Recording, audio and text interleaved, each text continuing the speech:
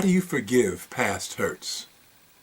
Hi, I'm Reverend Andrew Bozeman, and this is On the Wings of Your Mind. So the question today is, how do you forgive past hurts? I received an email message from one of the administrators at Quora a few days ago. Quora is the social media platform where people ask questions on any subject and get answers from the other users on the platform. And so the message that I got from Quora was, as someone who answered questions about self-forgiveness before, can you help? And then they gave me the name of the person.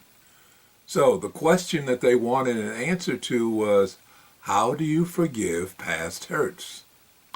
I must admit that I was flattered that they had invited me to comment, so I was happy to provide my answer to that question. How do you forgive past hurts?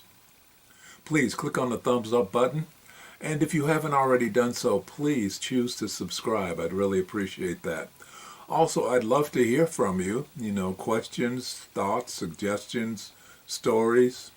All you have to do is use the chat box on the right side of the screen or the comment section below the video. Also, I would love to have your support.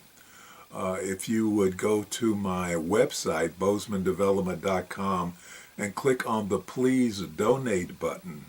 I would really appreciate your support. So my answer to the question, how do I forgive past hurts, went something like this. First, you must forgive yourself. The injury to you, that is the hurt that you suffered because of that offense, penetrated and reinforced the pockets of low self-esteem within you. I call these pockets of low self-esteem the victim places. So you were victimized, you were disrespected, and as a result of that disrespect, you felt or still feel less than. You feel unworthy. And the reason you felt that way or feel that way is that you have actually taken on your own shoulders part of the responsibility, part of the blame for letting it happen. Yeah, you're blaming yourself for letting it happen. There may be questions like, why did it have to happen to me? Why didn't I do something about it? What could I have done differently to prevent it from happening? These are all questions directed at you as you blame yourself for your participation in the event. So in rehashing the event, you add to the injury by beating yourself up long after the event has passed. So the first thing you have to do is heal yourself. You do that by forgiving yourself in order to be able to forgive the other person. You see, the act of forgiveness must come from a position of power. Only an empowered person can truly forgive. Only an empowered person can actually rise above the injury and forgive. Remember, forgiving is to release. To forgive is to release. And only a self-empowered person can release, rise above. So re-empower yourself by forgiving yourself. In the field of medicine, they discovered that the attributes of continuing pain is actually a cycle. The pain causes the body to contract at the point of injury in order to protect itself. So pain, it contracts. The trouble is that contraction, which is often in the form of a spasm. Boom, squeezing. That squeezing at the site of the injury. That squeezing causes more pain. And that pain generates another spasm. So the pain, spasm cycle can perpetuate itself and go on for a long, long time until something comes in to break the cycle. Now in medicine, that thing that breaks the cycle is called a muscle relaxant. Muscle relaxants stop the spasm or contraction because they relax the muscles around the pain. Now, the act of forgiving yourself does the same thing as a muscle relaxant. It relaxes those contractions. Those contractions cut off the energy that you need to flow through your body and mind and keep it energized. Those contractions shut you off. So when you forgive yourself, you open up those channels within you that allow the flow of that energy. You forgive yourself, the channels open and the energy flows through you because infinite intelligence is continually radiating light. Radiating light that is directed towards everything, but they're continually radiating light, and you need to open yourself to that because that light energy that is flowing towards you is your body interprets it as love. Infinite intelligence radiates light and the body interprets that as love. Yeah, love. And as you accept and allow that inflowing light of love to flow into you and through you, it energizes you, it heals you, it empowers you. As a result, you rise to a higher level of consciousness as this is flowing through you. It's just like a balloon rises when it's filled with heated air, you know? Love, love, love.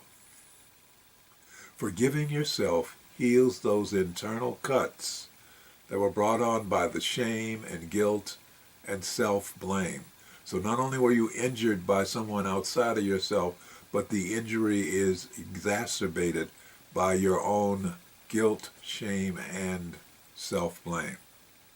So once that internal healing takes place, once you can begin to feel that internal healing taking place, then you'll be able to see the true role of that person who injured you. Yeah, it was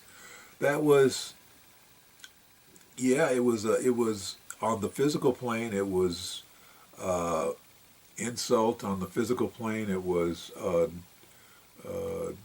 disrespect. On the physical plane, it was maybe selfishness on their part. There are a lot of little things that provoke a person to hurt you. But on the higher plane, on the spiritual plane, something else is going on. And the true role of that person who hurt you, and though it's hard to believe right now, the role was that they actually did you a favor because they gave you the opportunity to disconnect one of the buttons that can trigger negative emotional reactions within you. They gave you the opportunity to disconnect one of your buttons. We've all got buttons. But as many as we can disconnect as possible, then that's an upside. So they gave you the opportunity to disconnect that button and break out of the self-imposed emotional prison that you've locked yourself into. They've introduced you to you. Strange thing to say, but it's true. They had the effect of introducing you to you. They gave you the opportunity to meet your powerful self and discard your victim self. Because you're not a victim. You're not. You're a very powerful being. You just don't know it. You're an individualized expression of infinite intelligence. You are a spiritual being who is having a human experience. And the reason why you're here is that each lesson you learn and grow from makes you more powerful spiritually. It uplifts you. Once you know that truth, once you begin to get an inkling of who and what you really are, then you will not only forgive that person, you might even say, thank you.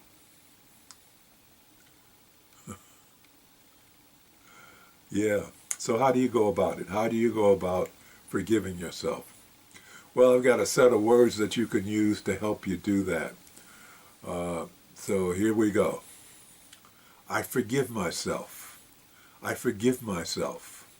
I now know that I was doing the best I could with the information I had at the time, and I forgive myself. I let myself off the hook because I have learned the lesson that was there for me. I forgive myself. I am now empowered. I now let go of the blame, the shame, and the guilt. I forgive myself. I open and accept the light of love from infinite intelligence flowing over, under, around, and through me. I forgive myself. I accept the peace that comes with release. I let go so that I may rise. I am now lighter as I rise. I forgive myself. I let go as I accept the peace that passes understanding, because I know that I am an individualized expression of infinite intelligence, and I know that I am loved and protected and always forgiven by infinite intelligence expressing in me as me. Just repeat those words until you feel that injured part of yourself, that injured place inside of you, begin to relax. And as that place begins to relax, the pain will begin to drain from it. And instead of pain, it will become filled with light, love. Remember, we are here to learn. We are here to experience. The challenges that we face here on the physical plane, and there are many, I will admit, there are so many challenges to being here on the physical plane, but there is a purpose behind them. They're designed to strengthen us. They're designed to challenge us and strengthen us as we overcome them. By overcoming them, we grow stronger.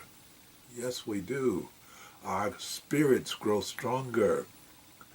You know, without the challenges we face, we cannot grow. No. Without the challenges of life, our lives would be a waste of time. We need them. We need those challenges to grow stronger. You know, it's like working out.